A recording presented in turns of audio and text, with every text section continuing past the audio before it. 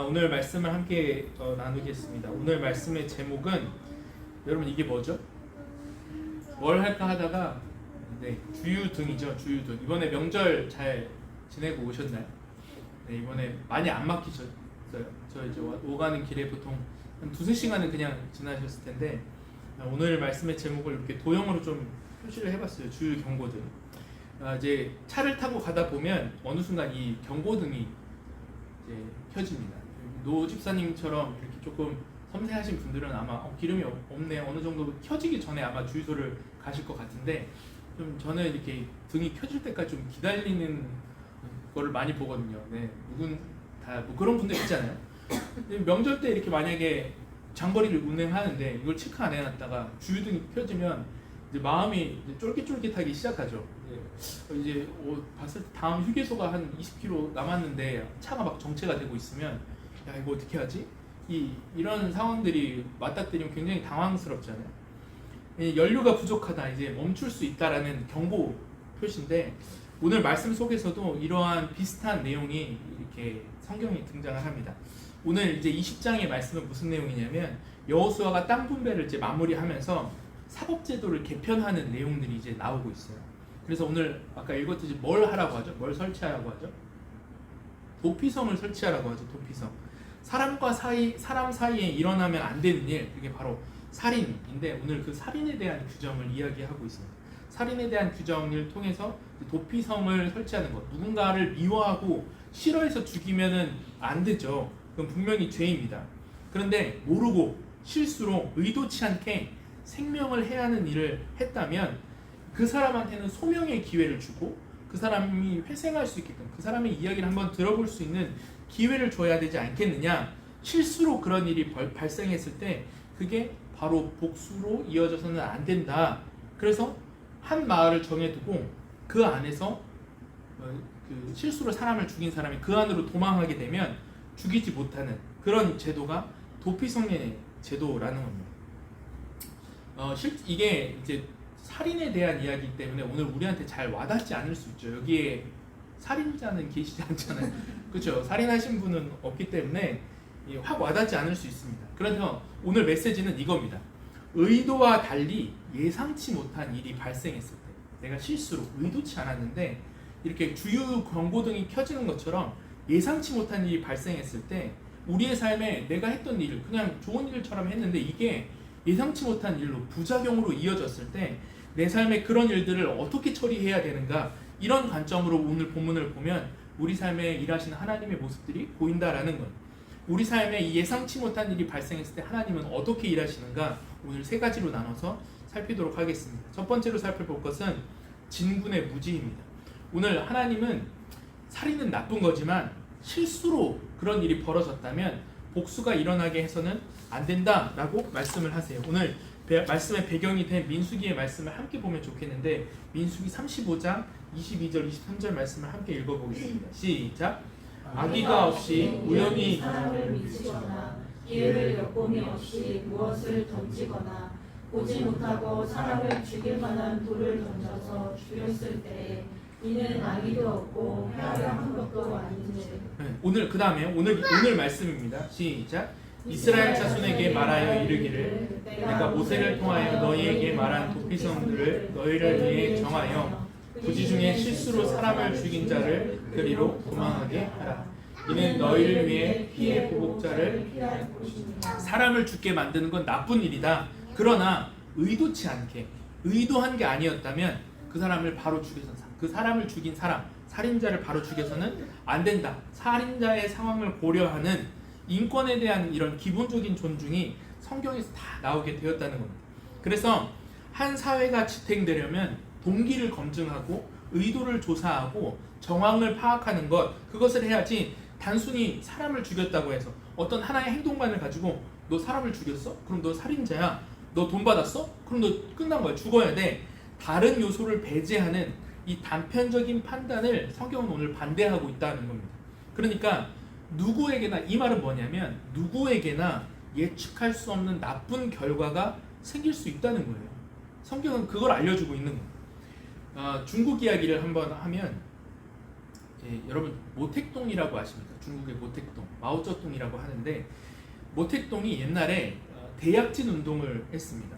그래서 백성들, 이 중국의 인민들을 잘 먹게 하려면 농업이 발전을 해야 되고 농업을 키워야 되는데 어떻게 하면 생산량을 늘릴 수 있을까? 그래서 모택동이 고민에 빠집니다. 그래서 뭐가 문제인지 생산량이 더 늘지 않는 이유가 뭔지 알아봐라 해서 얘기를 한 거죠. 그랬더니 밑에 있는 이제 사람들이 다 조사를 해서 보고가 딱 올라왔습니다. 뭐라고 하냐면 주성님, 우리나라에 있는 참새가 곡식을 다 먹어치우고 있습니다. 그래서 모택동이 판단을 합니다. 참새가 쌀을, 곡식을 다 먹는다고? 그러면 참새를 퇴치하자. 이렇게 이게 정책이었어요. 그래서 중국의 모든 이 인민들, 사람들이, 백성들이 2억 마리가 넘는 참새를 잡으러 다닙니다. 동기가 어떻습니까? 백성들을 잘 살게 하는 좋은 동기죠. 그리고 그 안에 조사를 눈으로 직접 보고 뭐가 문제인지 눈으로 조사를 한 거예요. 어떻게 결과가 되었을까요? 참새를 많이 다 잡았습니다. 참새가 사라지니까 천적이 사라진 해충들이 들끓으면서 오히려 생산량이 감소한 거예요. 수확량이 더 하락했습니다. 이제 나라에서 굶어 죽는 사람들이 아사자가 막 발생하는 거예요. 여러분 어떻게 이 상황이 보이십니까? 모택동이 사람을 굶어 죽이려고 이런 일을 했을까요? 아니죠.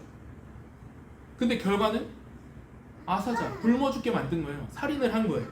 좋은 의도로 또 그 당시에 가장 지성적인 사람들이 모여서 했던 일인데 그것 때문에 인생 전체가, 나라 전체가 완전 꼬여버릴 수 있는 게 우리가 당면한 삶의 현실이라는 겁니다. 오늘 성경의 메시지는 이거예요. 예측하지 못한 그런 일들이 우리에게 벌어진다는 거예요. 그런데 그것을 우리는 어떻게 봐야 하는가? 그 예상치 못한 일에는 뭐가 있냐면 영적인 의미가 있다는 겁니다. 이게 오늘 하나님의 말씀이라는 거예요.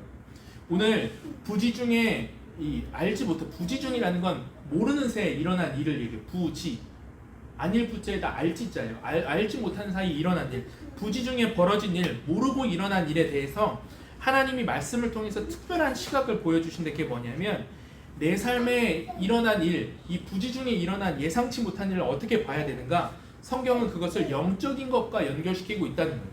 도피성에 머물러라. 그런데 언제까지 머물러야 되냐면 영적인 지도자, 대제사장이 죽을 때까지 거기 머물러라. 6절에 이렇게 이야기를 합니다. 6절 말씀 같이 읽어볼게요. 시작. 그 살인자는 회중 앞에 서서 재판을 받기까지 또는 그 당시 대제사장이 죽기까지 그 성읍에 거주하다가 그 후에 그 살인자는 그 성읍으로 자기가 도망하여 나올 자기 집으로 돌아갈지니라 하라 하시는 아주 특별한 원칙을 보여주고 있어요. 예상치 못한 일이 벌어졌을 때 이거 그냥 뭐 이거 내가 어떻게 할 수 없는 건데 재수가 없는 거지, 운이 없던 거지, 일단 판결을 좀 잘 받아야지, 시간을 좀 어떻게 좀 주셔야 이거 좀 고쳐지지 않겠습니까? 판결을 좀 잘 받게 해주십시오. 이런 방법으로 가는 게 아니라 대제사장이 죽을 때까지, 대제사장이 당시 영적인 지도자였거든요. 이 사람이 죽을 때까지 기다려라. 이렇게 말씀을 하시는 거예요. 내 삶에 예상치 못한 일들과 영적인 것을 연결시키고 있다는 겁니다. 이게 어떤 자기계발서나 법률 제도랑은 전혀 다른 이야기라는 거예요. 지금 성경이 예상치 못한 일이 발생했느냐? 대제사장과 연결시켜라. 그 사람이 죽을 때까지 거기서 기다리게 하라. 분명히 저와 여러분들의 삶 속에 예상치 못한 일이 벌어졌을 때 그것을 뭐로 연결시키라고요? 영적인 의미. 하나님이 하실 또 다른 보이지 않는 일이 있을 것이다 라는 것과 연결시키라는 거예요. 그래서 오늘 이제 이 예배를 드리시는 분들 중에 직장을 가지고 계신 분들이 있잖아요. 직장에서 불가피하게 예상치 못한 일이 발생해서 내 승진이나 내 어떤 자리가 위협받는 그런 피말리는 경쟁 속에 여러분들이 있잖아요. 그렇죠? 고객 한번 잘못 상담했다가 요즘에 그런 거 있잖아요. 뭐 서비스 받고 나면 꼭 뭐라 얘기해요? 서비스 기사들이 설문조사 하는 거 오면 꼭 잘 좀 부탁드립니다. 그 사람 평가, 인사평가의 기준으로 그 점수가 들어간대요. 그러니까 이 고객 한번 잘못 상대했다가 내 삶이 어려워지고 내 직장생활 전체가 어려워지고 내 아랫사람이 일을 잘못했는데 노집사님 같은 경우에 어떤 직책들이 있잖아요. 홍집사님 같은 경우에도 그러면 그런 삶에서 내 밑에 사람이 일을 잘못했는데 책임은 누가 져요? 윗사람이 져야 되는 그런 경우, 그런 일들이 참 많은데 이런 예상치 못한 일이 발생했을 때 오늘 평안하시라는 거예요. 그 안에는 뭐가 있다고요? 영적인 인도, 영적인 의미가 있다는 겁니다. 그래서 상황을 탓하면서 이거 남 탓하면서 단순히 어떤 분노와 좌절로 이걸 해결하려 하지 마시고 도피성, 하나님 앞에 그 문제를 가지고 나아갈 때에 분명히 그 영적인 의미가 있고 그 안에서 하나님이 함께 풀고자 하시는 문제들이 있다는 겁니다. 이제 오늘 모택동 이야기를 하면 너무 이제 멀게 느껴지니까 가까이 있는 삼성 얘기를 좀 하면 재밌는 일이 있었어요. 2018년도에 삼성에서 화성 경기도 화성에 차세대 첨단 반도체 라인을 만들었습니다. 반도체가 이제 우리나라에서 이제 얼마 전에 이제 반도체 때문에 우리나라가 굉장히 이슈잖아요. 얼마 전에 삼성전자 주가가 굉장히 많이 올랐다고 하더라고요. 지금 미국이랑도 어떤 관세 협상 하는데 우리가 가지고 있는 무기가 이 반도체잖아요. 반도체. 이 반도체 미세 공정이라는 게 이제 어려운 기술이라 참 많은 예산이 투입이 되는데 얼마짜리였냐면 6억 5천만 원짜리예요.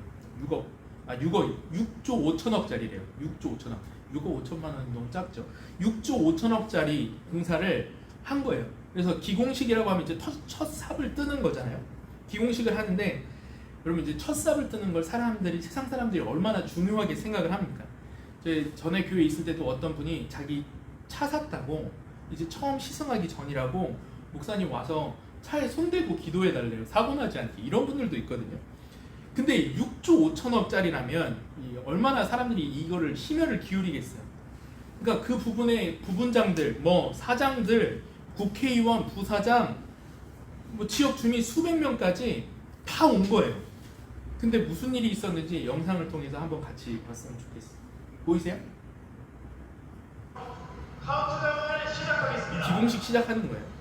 하나, 둘, 셋.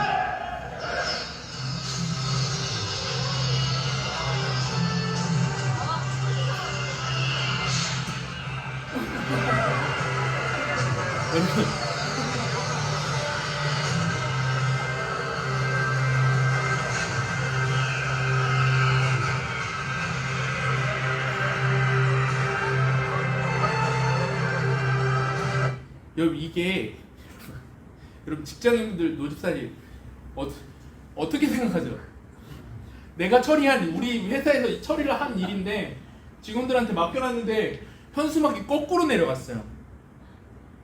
팍 내려가는 순간 담당자가 무슨 생각이 들었을까요? 나 자살해야 되겠다. 나 끝났다. 나 죽어야겠다. 이런 생각 들지 않았을까요? 이 사람이 어떻게 됐냐면 우리가 이 관계자에 대해서 너무 동정심이 일어나잖아요. 저 사람 어떻게 됐을까? 기사에 되게 재밌는 게 나와요. 이렇게 돼 있어요. 그러나 삼성전자 측은 행사 대행업체 쪽 실수로 빚어진 해프닝이라고 하면서 해당 해고 소문은 전혀 사실이 아니다라고 밝혔다. 이게 우리 인생이라는 거예요. 거꾸로 달고 싶어서 달았겠냐고요. 앞인 줄 알고 달았는데 까보니까 뒤집어져 있는 걸 어떻게 해요? 여러분 느낌이 오시죠? 야 이거 진짜 망했어. 전혀 몰랐어. 삼성인데 이 밑에 이 해당 업체 이 대행업체 사장도 그렇고 모든 전 직원이 마음을 졸였을 거 아니에요. 결과가 내 맘대로 안 되는 일이 있다는 겁니다. 해고의 위기, 가정을 잃을 위기, 직장을 잃을 위기, 예상치 못한 일이 우리에게 벌어졌을 때, 일어났을 때 그때 오늘 말씀 뭐라 하냐면 주님께로 오라는 거예요. 도피성으로 오십시오. 그 안에 영적인 의미, 그 안에서 내 인생의 미래를 지키시고 보호하시면서 하나님이 하실 일들이 있다는 겁니다. 이것뿐만 아니죠. 특정한 사건이 없더라도 내 인생 자체가 나를 쫓아오고 있다는 느낌이 들 때가 우리가 너무 많잖아요. 건강이 날 쫓아와요. 그때 술 그만 마실 거. 그 젊음을 그렇게 쓰는 게 아니었는데, 그 사람한테 내가 너무 함부로 대하는 게 아니었는데, 악의적으로 내가 한 것도 있지만 그 당시 때는 내가 악의적으로 한 게 아니라 그게 내가 옳다고 생각해서 옳다고 판단을 해서 우리가 다 그렇게 한 거 아닙니까? 그게 뒤늦게 깨달아졌을 때 어떻게 해야 하는가? 자책하지 말고 무지한 행동 들고 하나님 앞으로 나오라는 거예요. 하나님 저 진짜 몰라서 그랬어. 저 진짜 후회돼요. 하나님께 도피성으로 가지고 나오면 하나님이 어떻게 하시냐면 대제사장과 연결시키신다는 거예요. 영적인 부분이 분명히 있다. 하나님께서 함께 처리하시고 함께 해결해 나아가신다라는 겁니다. 이게 그리스도인들이 예상치 못한 일을 만났을 때 가져야 하는 태도라는 거예요. 그럼 두 번째 살필 것은 진군의 도피인데, 그러면 하나님께서 이 예상치 못한 일을 처리해 나아가는 과정에서 우리를 어떻게 구체적으로 영적으로 이끄시는가 두 가지입니다. 첫 번째는 제한됨, 첫 번째는 제한됨을 주신다라는 건데, 하나님은 지금 이제 모르고 살인을 한 사람을 제한된 마을 속에 가두십니다. 부지 중에 살인한 사람을 도피성 밖으로 나가면 죽게 되고 그 안에서 정해준 도시에만 머물러야 된다, 이렇게 말씀을 하세요. 그래서 공간이 제한되면 못하는 게 많아져. 4절 말씀인데 같이 한번 읽어보겠습니다. 시작.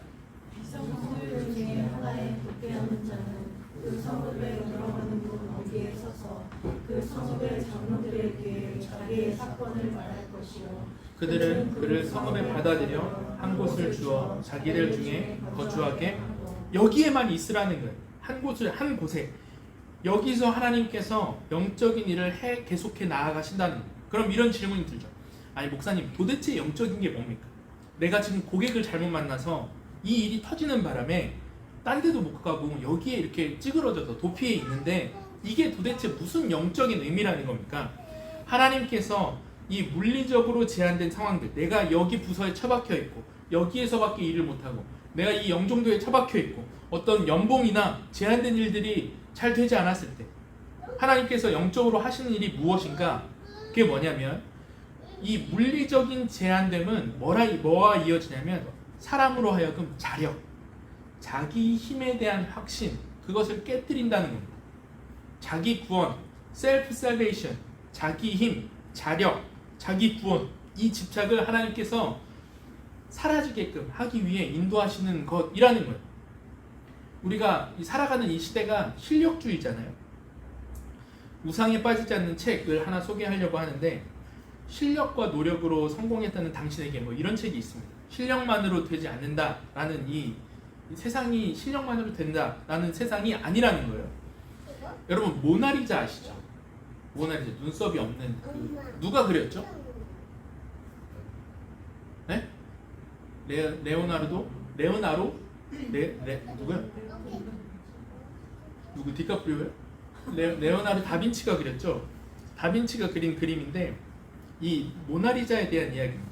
이 던컨 와츠라는 사람이 있었는데 이 사람이 사회학자였어요. 이 사람이 프랑스 르무르 박물관에 갔는데 보니까 뭐 다빈치의 그 그림들이 여러 가지가 거기에 있는데 사람들이 모나리자만 그렇게 바라본다는 거예요. 거기 앞에만 사람들이 그렇게 몰려 있다는 겁니다. 그래서 이 사람이 사회학자니까 생각을 한 거죠. 왜 사람들이 모나리자만 그렇게 열광을 할까? 다빈치가 이 그림만 그렸나? 아니면 이 그림을 그릴 때 특별한 어떤 뭔가를 했나? 아니에요. 다른 여러 작품이 있었어요. 그래서 이 사람이 모나리자가 왜 유명해졌는가를 조사를 시작한 거예요. 이 모나리자가 한 400년 정도는 역사 그 루브르 박물관에 동일하게 전시가 되어 있었지만 그렇게 주목을 받지 못했습니다. 400년 전에 있는 사람들은 그게 어디에 있는지도 몰랐대요. 어디에 걸려 있는지도. 근데 어떻게 모나리자가 떴냐? 1911년에 빈센초 페루지아라는 사람이 이탈리아 사람이었는데 이 사람이 유리공이었습니다. 그래서 당시에 1911년도 그때쯤에 무슨 일이 있었냐면 그림을 이제 보호하기 위해서 거기에 도난이나 혹은 뭔가를 뿌리거나 이렇게 하면 안 되니까 유리로 이렇게 막을 설치하는 일들을 박물관에서 진행을 한 거예요. 그러니까 이 작업을 담당했던 사람이 이 페루치아라는 사람이에요. 근데 이 사람이 작업을 마치고 이 모나리자를 자기 작업복에 싹 숨겨서 나온 겁니다. 그러다가 이 사람이 2년 뒤에 자기 고향인 이탈리아에서 이거를 박물관에 갖다 팔려고 한 거예요. 그때 잡힌 거죠. 그래서 모나리자가 이것 때문에 유명해졌다는 거예요. 이걸 연구한 사람의 이야기인데 던코와츠가 이렇게 이야기를 해요. 같이 한번 읽어볼까요? 시작. 프랑스 사람들은 엄청난 충격에 빠진 반면 페루자를 애국자라 칭송하며 환영했다. 이탈리아 사람이 다빈치가 그린 그림이니 당연히 이탈리아에 있어야 한다는 생각에서였다. 전 세계적으로 관련 뉴스가 쏟아졌다. 마침내 모나리자는 세계적으로 유명해진 첫 번째 예술품이 되었다.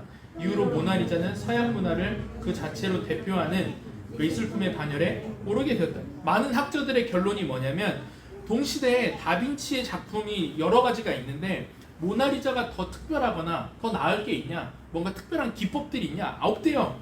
모나리자가 왜 유명하냐면 도둑질 때문이라는 거예요.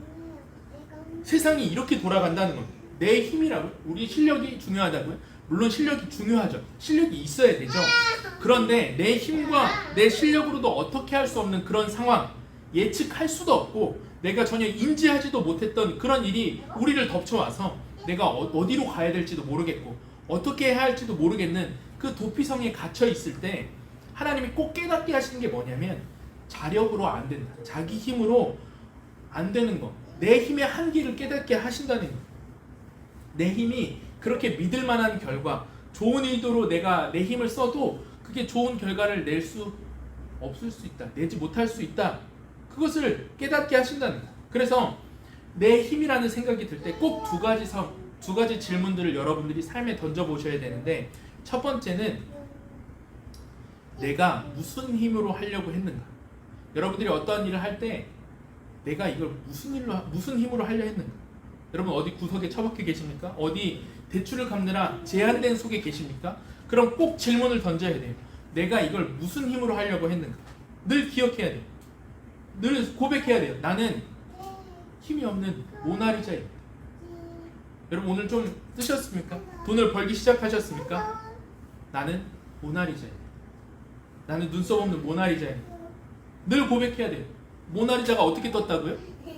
도둑질 때문에. 내 힘이 아니라. 그렇게 고백해야 된다는 거예요. 우리 옆 사람에게 좀 인사를 하면 좋겠는데, 당신은 모나리자입니다. 이렇게 인사했으면 좋겠어. 당신은 모나리자입니다. 내일 눈썹 다 이렇게. 언제나 뜰 때는 이 마음을 기억하십시오. 이 겸손함 속에 행해야 된다는 겁니다. 그리고 두 번째는 진짜 하려는 목적이 무엇이었는가? 내가 진짜 하려던 게 무엇이었는가? 이 질문을 던져야 된다는 거예요.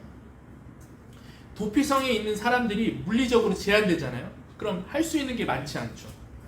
그때서야 뭘 생각하냐면 내가 인생에서 진짜 하려는 게 뭐지?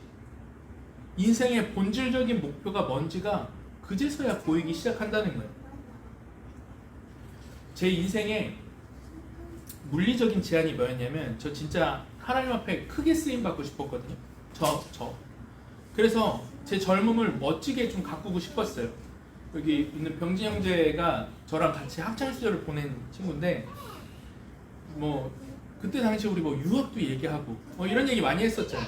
여러분 크게 쓰임 받으려면 스펙도 커야 되겠죠? 그래서 커리어도 커야 된다고 생각을 해서 유학도 가고 싶었어요. 근데 계속 막혀요. 제가 아는 저희 동기들 유학 간 친구들 몇 있거든요. 많이 있거든요. 선배들도 많이 있고. 근데 제 친구들 그렇게 유학 갈 때 하나님이 저를 토종닭으로 남겨놓으셨어요. 그래서 뭐 가정탓, 교회탓 뭐 이야기하고 싶은 게 많지만 그 고민 속에 하나님이 저를 토종닭으로 남겨두시면서 하나님께서 제 마음 깊숙한 곳에 주시는 질문이 뭐냐면, 야, 너 거기 나가서 뭐 하고 싶은 거야? 결국 이 질문을 주시는 거야. 너 외국을 나가고 싶은 거야? 아니면 너 하나님 일을 하고 싶은 거야? 너 가치 있는 사역에 동참하고 싶은 거야? 아니면 네가 뜨고 싶은 거야? 본질을 보게 하신다.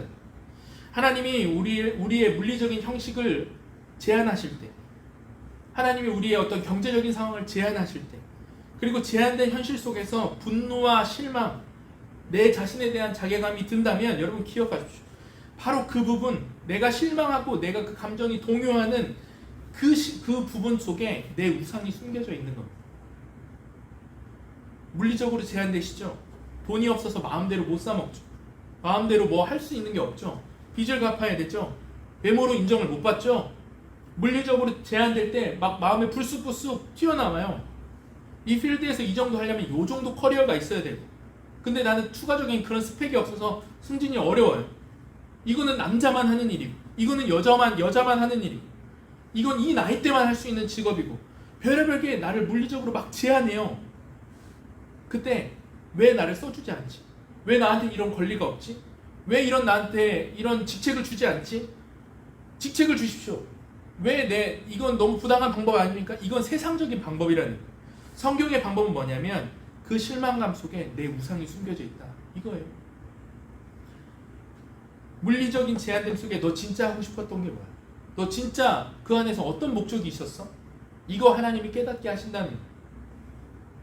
처음에는 그래서 표면을 변화시키는 게 내 인생이다. 그렇게 깨달아 가다가 언제 우리의 삶이 정착하고 중심을 잡기 시작하냐면 인생의 본질이 무엇인가? 아, 여기서 하나님이 나에게 주신 그 뜻을 행하는 거고.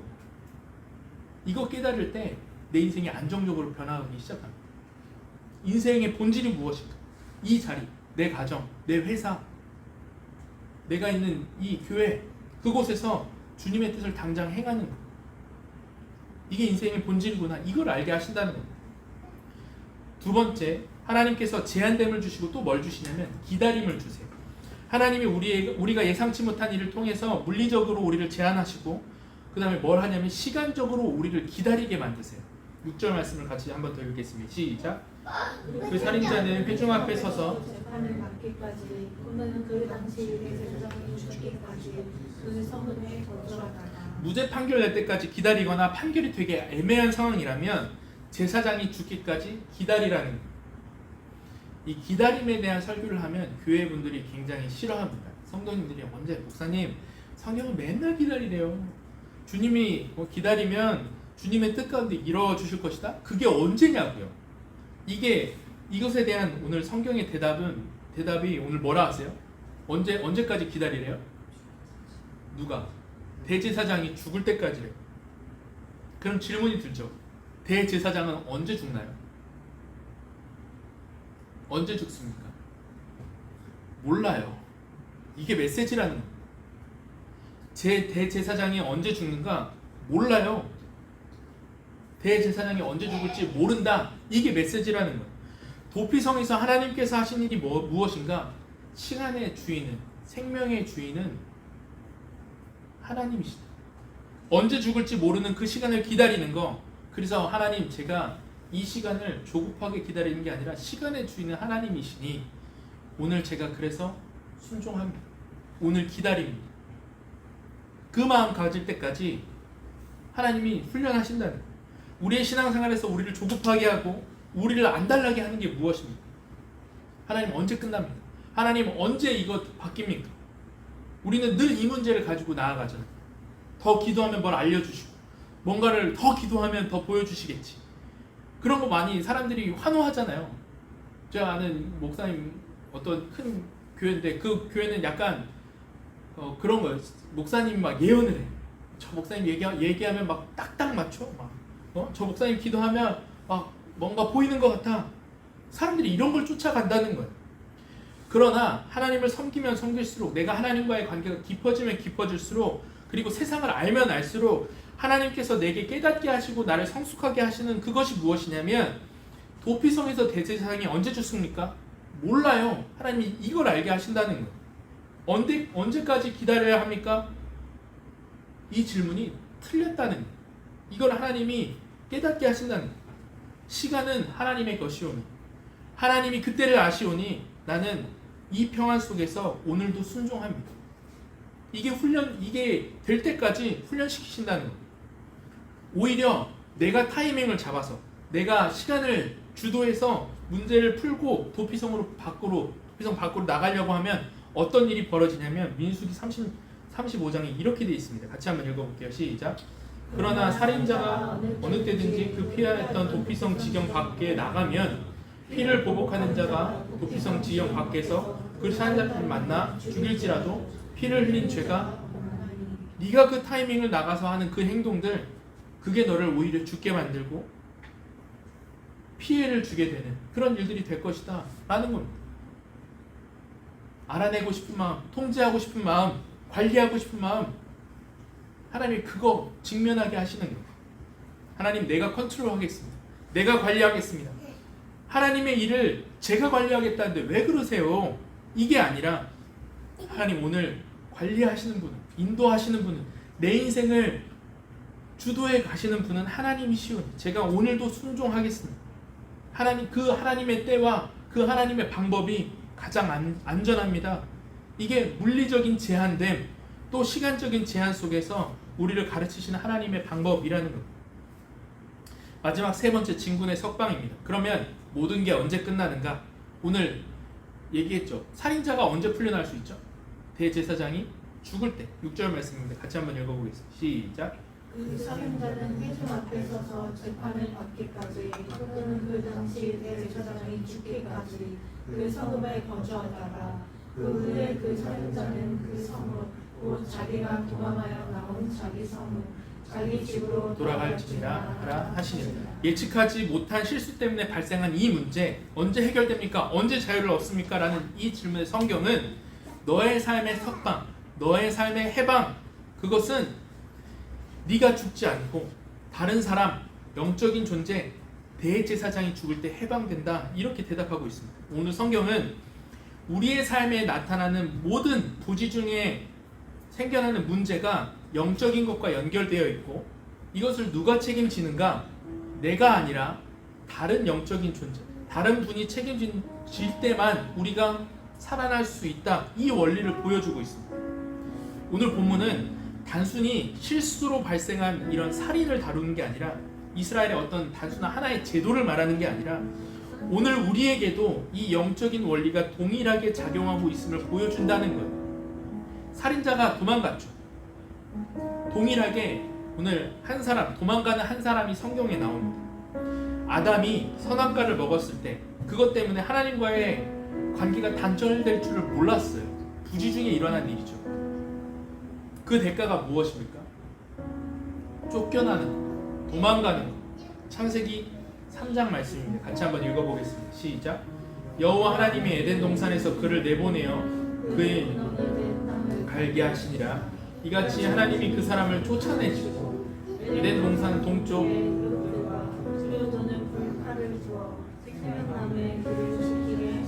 여러분, 이게 하나님 앞에 쫓겨난 인생, 우리의 인생이라는 것. 우리는 하나님으로부터 쫓겨났습니다.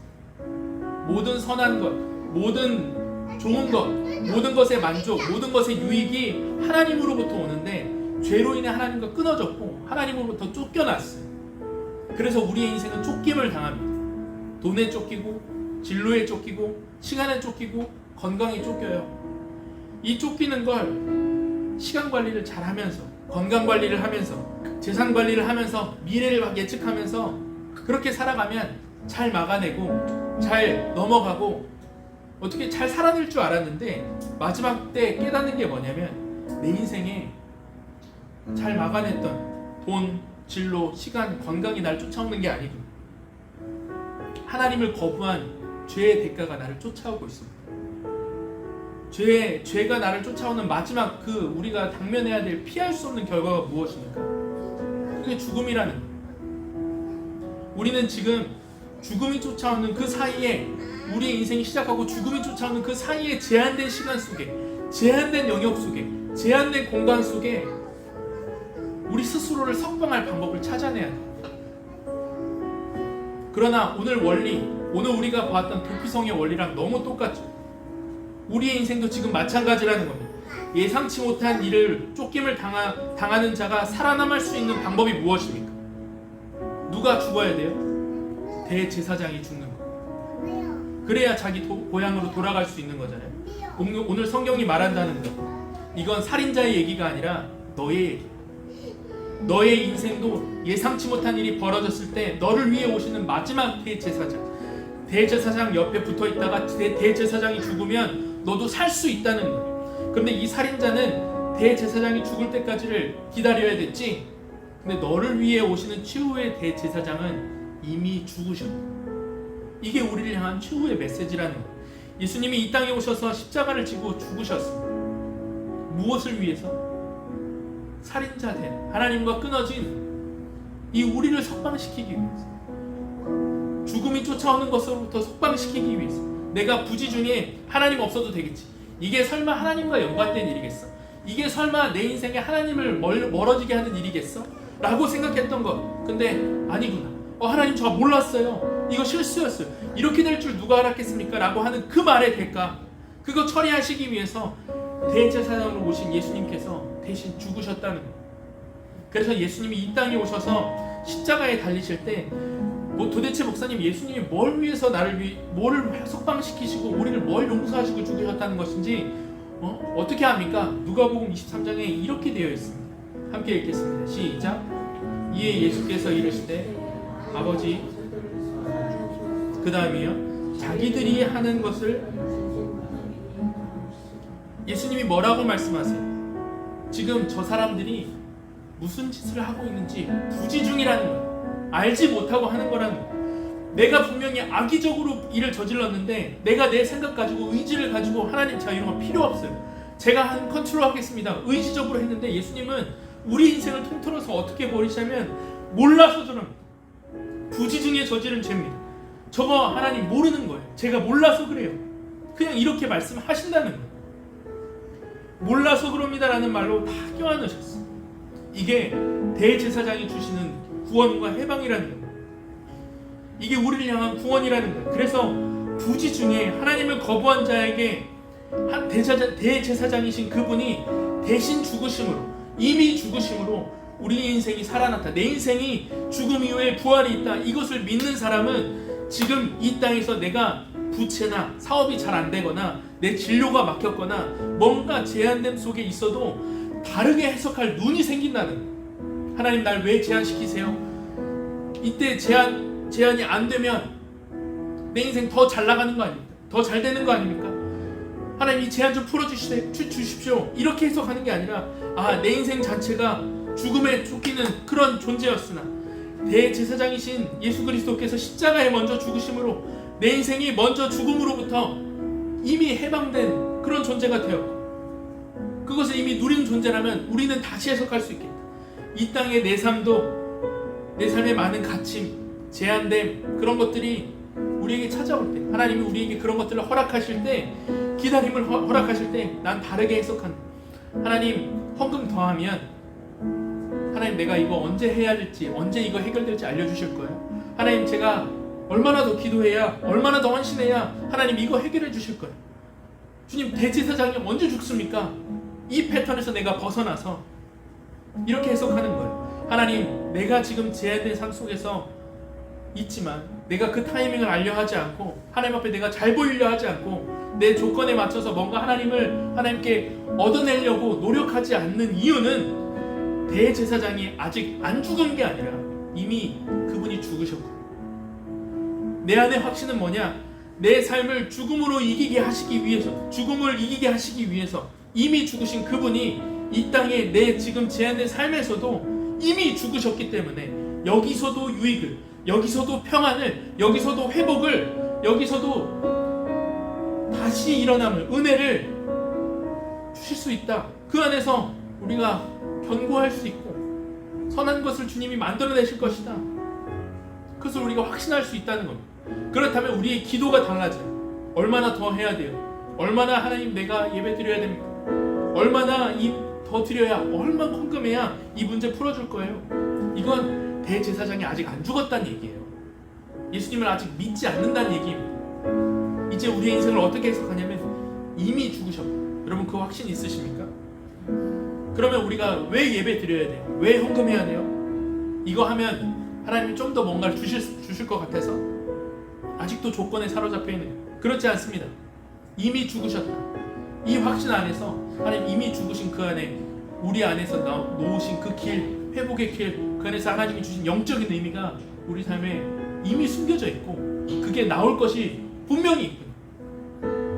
그래서 여러분, 이걸 마지막으로 적용하면 내일부터 이 땅을 살아갈 때에 그리스도인들이 예수를 믿는다는 확실한 증거, 표징이 뭐냐면, 다른 사람을 대하는 표징, 태도가 무엇이냐? 그 사람이 모든 사람을 바라볼 때마다 내면에 이런 게 있어야 된다는 게 뭐냐면, 몰라서 그래. 여기에 복음의 진수가 담겨져 있는 거예요. 여러분, 그 성품이 있으십니까? 그 사람이 나를 좀 잘 대해주지 않아서, 그 상황이 잘 풀리지 않아서 내 마음에 그런 감정이 올라온다면 그 사람을 보고 여러분 마음에 선포하십시오. 그 사람이 몰라서 그래. 우리가 몰라서 죽을 수밖에 없었던 그런 삶을 우리가 구원받았다면 그 사람 몰라서 그래.